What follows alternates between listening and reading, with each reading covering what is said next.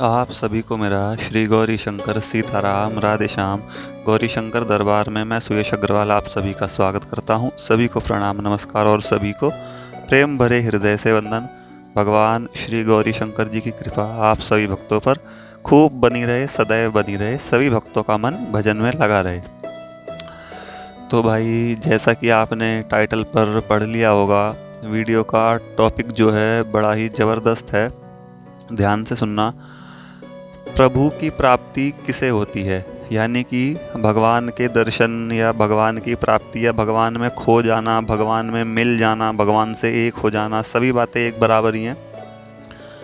Main सार बात इनकी कुल मिलाकर के ये है कि भगवान की प्राप्ति किसे होती है। तो सबसे पहली बात तो देखो भाई, ये वीडियो उनके लिए है जिसके मन में साफ देखो पता ही चल रहा है भाई किनके लिए है, जिनके मन में भगवान के दर्शनों की थोड़ी बहुत सी लालसा हो थोड़ी बहुत सी क्या, पूरी ही जिनके मन में लालसा हो, या मतलब जो भक्ति करना चाहते हो, भगवान का भजन करना चाहते हो, ये भाव जिनके मन में हो, उनके लिए ये वीडियो है। यदि ऐसा नहीं है तो भाई आपके ये वीडियो किसी काम का नहीं है, यहीं से बैक हो जाओ, कैंसिल कर दो। जब किसी काम की नहीं है तो देख करके क्या ही करोगे, अपना भी समय ख़राब करोगे और फालतू में जो और गालियाँ बकोगे कि भाई क्या बता रहा है। तो ठीक है, चलो अब ध्यान से समझना, आगे बढ़ते हैं। भगवान की प्राप्ति किसे होती है, ठीक है। कैसे होती है ये नहीं बताया जा रहा है, किसे होती है, यानी कि वो किस तरह के लोग होते हैं, या लोग तो नहीं कहेंगे, उनको भक्त कहेंगे। किस तरह के वो भक्त होते हैं, उनके मन के भाव की बात हो रही है यहाँ पर कि किसे होती है। अब किस प्रकार होती है वो तो खैर फिर कभी इस विषय पर चर्चा करेंगे, और शायद मैंने पहले एक आध वीडियो इस बारे में बनाई भी है कि कैसे होती है। खैर छोड़ो, वो अलग बात है। किसे होती है यानी कि वो मन का भाव कैसा होता है, वो मन कैसा होता है, वो दिल कैसा होता है, वो आत्मा कैसी होती है जिसे भगवान की प्राप्ति होती है। आगे बढ़ते हैं, ध्यान से समझना। देखो पूरी बात सुनना, मुझे नहीं पता वीडियो कितनी बड़ी बन जाए या कितनी ना बने। मैं आपको सच बताऊं, मैं स्क्रिप्टिंग करता नहीं हूँ, थोड़ी बहुत ही करता हूँ, 15 से 20% तक की बस मोटी मोटी चीज़ें जो हैं वो लिख ली एक जगह, फिर उसको पढ़ करके मैं बनाता हूँ। और बाकी तो फिर जब ये बोलना शुरू करता हूँ, राम जी क्या क्या बुलवाते हैं वही जानते हैं। मैं पूरी तरीके से नहीं लिखता हूँ, बस जितनी बन जाए उतना बोलता चला जाता हूँ, जो जो मन में आता रहे। तो अब देखिए, एक राजा था और बड़ा ही प्रजावत्सल, बड़ा ही न्यायप्रिय और बड़ा ही धार्मिक, बड़ा आध्यात्मिक, यानी कि भगवान का भक्त। भाई ऐसा था तो भगवान की कृपा से उसके राज्य में हर जगह खुशहाली, और मतलब अब उसकी तरफ से कोई ऐसा दुख नहीं था जो राज्य में हो। जितना प्रयास बन सकता था वो अपने राज्य की पूरी सेवा करता था और सबको खुश रखने की कोशिश करता था, अपनी प्रजा के हर एक जने को। भाई रोज नियमित पूरी श्रद्धा और विश्वास से भगवान की पूजा पाठ करता, और पूजा पाठ करता तो भगवान भी एक दिन प्रसन्न हो गए, भगवान सामने प्रकट हो गए, उसके दर्शन दिए। कहते हैं मांग बेटा क्या इच्छा है। वो दर्शन करके पहले तो खुद धन्य हुआ, मतलब देखता रहा उनको, रोता रहा, भगवान के दर्शन करके उनके चरण पकड़े और उनकी पूजा सेवा करी, बाकी चीज़ें। भगवान ने जब कहा कि बताओ क्या बात है, राजा कहता है प्रभु ऐसा करो कि जैसे आपने मुझे दर्शन दे करके मेरा जीवन धन्य किया है, वैसे ही मेरे पूरे नगर के जो लोग हैं, मतलब पूरे राज्य के सभी, मेरी जितनी प्रजा है, उन सभी को भी आप दर्शन देकर ऐसे ही उनका जीवन सफल करें। अब भगवान फंस गए, बोले यार ऐसे तो नहीं हो सकता। वो तो भाई जिद पे अड़ गया, क्या नहीं महाराज ऐसा करना ही पड़ेगा, मेरी यही इच्छा है, जैसे आपने मुझे दर्शन दिए वैसे ही मेरी पूरी प्रजा को भी दर्शन दीजिए। अब प्रभु कहें कि बेटा देखो बात समझो, सबके कर्म अलग अलग होते हैं, सबका हिसाब किताब। अब किन्हीं के भाग्य में दर्शन हैं, या मतलब भाग्य क्या, किन्हीं की भक्ति है भाई दर्शन वाली, किन्हीं की नहीं है। हर किसी को थोड़ी ना यूँ ही भगवान के दर्शन हो जाते हैं। कोई रोने लगे जी दर्शन इसे भी करा दो, तो प्रभु कैसे करा देंगे जब तक खुद की उसके भाव ना बने या भजन ना हो उसका। तो लेकिन वो तो जिद पे अड़ गया, रोने लग गया कि नहीं प्रभु सबको कराओ। अब भगवान को भी एक युक्ति सूझी। भगवान बोले कि तू ज़्यादा वो हो रहा है इन सब के लिए, तो चल तू भी देख ले ये सब लोग कैसे हैं। भगवान ने कहा ठीक है। अब उस राज्य में ही, उसके नगर में ही एक पहाड़ी थी। भगवान बोले तू इन सबको लेकर के ना, अपनी पूरी प्रजा को लेकर के उस पहाड़ी पे आना, कल शाम को मैं वहीं पहाड़ी पे खड़ा हुआ दर्शन दूंगा। बोला ठीक है। अब भाई राजा ने तो अगली सुबह जा कर के ढिंढोरा पिटवा दिया पूरे नगर में कि शाम को सब जने मतलब अपना कोई काम काज मत करना, हमें भगवान के दर्शन होंगे, पहाड़ी पर जाना है। प्रजा जानती थी राजा भक्त है, कोई झूठ तो बोलेगा नहीं, सत्य ही बोला है उसने। भाई सब लोगों ने अपना, अब शाम हुई, जैसे जैसे शाम को देखा तो पूरे नगर में एक भी जना बचा ही नहीं, पूरा राज्य ही उसके साथ हो लिया। और राजा के भी खुद के परिवार वाले, उसकी पत्नी, उसके बच्चे जो भी हैं, बाकी सब उसके स्वजन, वो भी सब उसके साथ चल दिए। राजा आगे आगे और उसके परिवारीजन फिर उसके पीछे, और बाकी पूरी नगर की प्रजा सारी भाई चल रही है टोली बना के पहाड़ी की तरफ।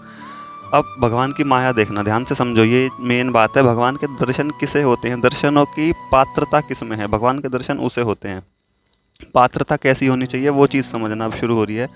अब रास्ते में एक कहानी, बेशक से ये काल्पनिक ही है मुझे पता है, लेकिन सीख बहुत सुंदर देती है, ध्यान से समझना।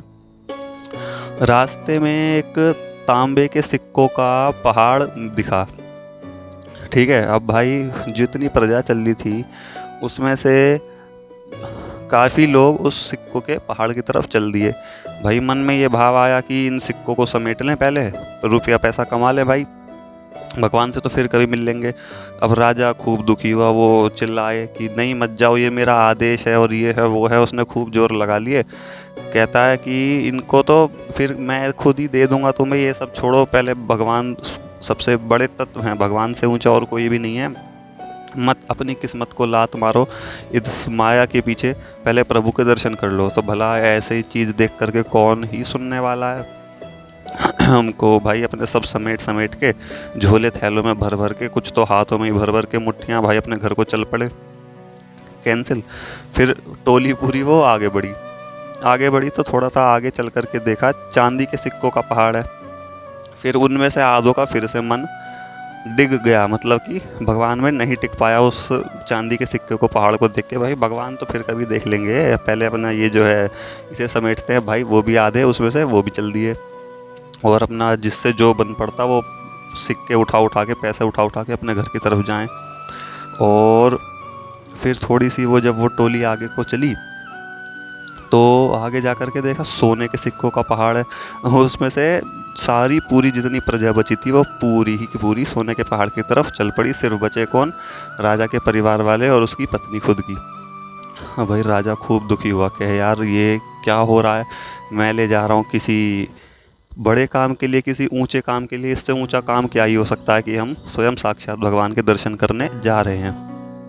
अब राजा रोकता रहे, बचाता रहे, ये कहे वो कहे, खूब समझाए कि भैया मान जाओ, ये तो चीज़ आते हुए भी मिल जाएंगी। प्रजा कहे कि हमें तो नहीं मिली आज तक, ये पहाड़ तो हमें आज ही देखने को मिले हैं, है ना, कि रोज़ तो नहीं मिलते भाई। अब जब आज मिले हैं तो कुछ तो हो गई। तो भाई किसी ने नहीं सुनी, सब अपना माया को उठा करके अपने घर को चल दिए। राजा रानी से कहे देखो यार ये अपनी किस्मत को कैसे लात मार रहे हैं, मतलब अपने ही भाग्य को कितने बुरी तरीके से धोखा दे रहे हैं कि हम स्वयं साक्षात श्री भगवान के पास जा रहे हैं, उसके बाद भी, इतना बताने और कहने के बाद भी लोग रुपये पैसों को नहीं छोड़ रहे हैं। रानी कहती है हाँ जी सही बात है।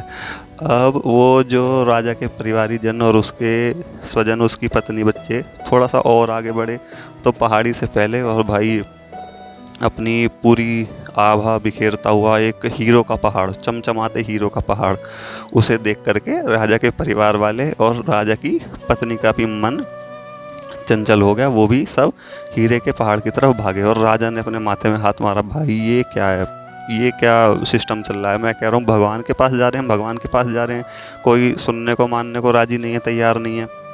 लेकिन राजा भी सोचे भाई ये चल क्या रहा है, पहले तांबे के, चांदी के, सोने के, हीरे के, ये मतलब कैसे कैसे प्रलोभन से आ रहे हैं एक तरीके से। राजा सोचे पता नहीं क्या बात है। राजा खूब पकड़े अपनी पत्नी को कि तू तो मान जा, तू तो रहने दे, हम भगवान के पास जा रहे हैं, उनके दर्शन करने चल, उसमें बड़ा आनंद है। और वो तो हीरो के पहाड़ क्या पूरी दुनिया ही दे देते हैं जब खुश होते हैं, भगवान प्रसन्न होते हैं तो।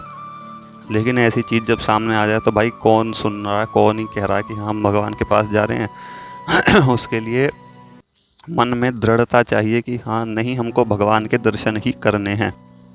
चलते चलते जब कोई बचा ही नहीं, भाई राजा अकेले ही बचा। राजा ने कहा चलो मैं तो चलूँ। पहाड़ी पर पहुंचा, वहाँ सचमुच श्री भगवान खड़े हुए मुस्कुरा रहे थे, अपने दर्शन दे रहे थे। भगवान को तो सब पता था। भगवान बोले, हाँ भाई क्या हाल चाल है, कहाँ है तेरी प्रजा और कहाँ है तेरे परिवार वाले। ट्रेन के हॉर्न की आवाज़ आ रही होगी, मैं अपनी छत पे हूँ ना, तो ये पीछे स्टेशन है, ट्रेन जाती है। राजा कहता है, महाराज मतलब कहता क्या है, वो शर्म से अपना सिर झुका लेता है और उसकी आंखों में आंसू होते हैं। कहता है, प्रभु मैं समझ गया, हर किसी के कर्म अलग अलग होते हैं। हर किसी के मन में वो भाव नहीं होता आपके दर्शनों का जो हर किसी को आपके दर्शन हो जाएं। भगवान कहते हैं, अब समझ गया ना, ऐसे इसीलिए मैं मना कर रहा था कि सभी को दर्शन संभव नहीं है।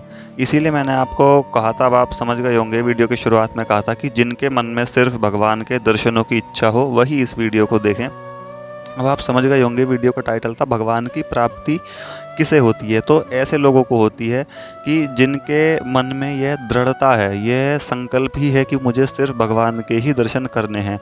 अब भाई बीच में देखो कितने सारे ये भगवान के प्रलोभन होते हैं, भगवान की माया होती है ये। अब जो आँख उठा के मुंह खोल के सिर्फ यूं ही कह के चला कि भाई मुझे तो भगवान के दर्शन करने हैं, और फिर कोई ऐसी कुछ भी माया आई दुनियादारी की, उसी में हम उलझ जाते हैं और फिर भगवान तक नहीं पहुंच पाते। और ये भी बात नहीं है कि भगवान पहले ही हमको मिलेंगे अंत में ही, लेकिन ये जो माया वाला पहाड़ी तक का रास्ता है ना, ये हमको पार करना ही पड़ेगा।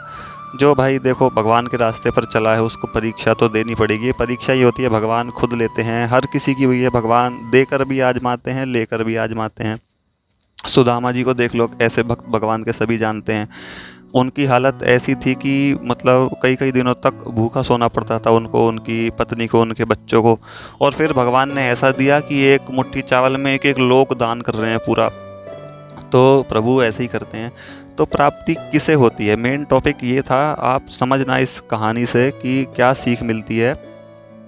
जिनके मन में दृढ़ता नहीं है, लालसा, ये उत्कंठा, मतलब उत्साह क्या कहते हैं, मैं वो शब्द नहीं वो कर पा रहा हूँ रिमाइंड, मतलब ये संकल्प नहीं है कि भगवान के दर्शन ही करने हैं।